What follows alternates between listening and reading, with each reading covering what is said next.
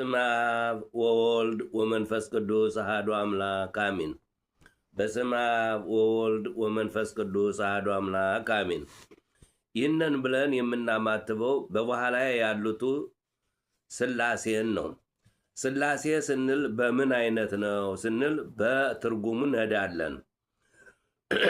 አንድ አምላክ በሚሆን በአብ በወልድ በመንፈስ ቅዱስ ስም አምነን በገጽ እና በአካል ሶስት በመለኮት በኃይል በፍቃድ አንድ የሚሆን የማይናወጥ መሰረት ሕጸጽ የሌለበት መዝገብ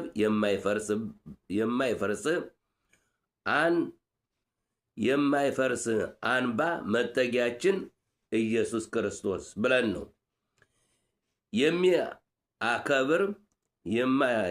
የሚያከብር የማያደህይ የማያንቀላፋና ይቅር የሚል እሱ ነው። እሱ ጭንቅ ያመጣል፣ ጭንቅን ያቃልላል። ሁሉ እሱ እሱን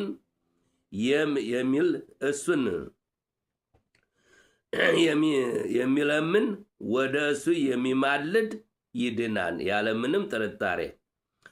ስለዚህ ይህነኛው ቃል አሁን የወደዱት የፈለጉት ለማንበብ በየካቲት 19 የሚነበበው ነው፣ ዛሬ ነው። ስለዚህ በየካቲት 19 የሚነበብ በወር የሚነበብ የሊቀ መላእክት የቅዱስ ገብርኤል ድርሳን ነገር ይህ ነው እንላለን። ከጾማችን ጋርም ላያይዘው እችላለሁ ያን ቀስ በቀስ። ስለዚህ ጸሎቱ በረከቱ ከወዳጁ ከገብርኤል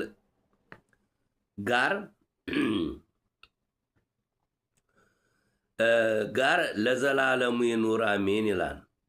ቅዱስ ገብርኤል ለእኛ የቆመ ትልቅ መንፈሳዊ መላእክትን ከመላእክት የበለጠ ታዛዥና የእግዚአብሔር ባለሟል የሰው ልጅ ባለሟል ነው። መልእክትን አድራሽ ወሳጅ የሚያመጣ የሚወስድ ሆኖ ተገኝቷል። እንዴት?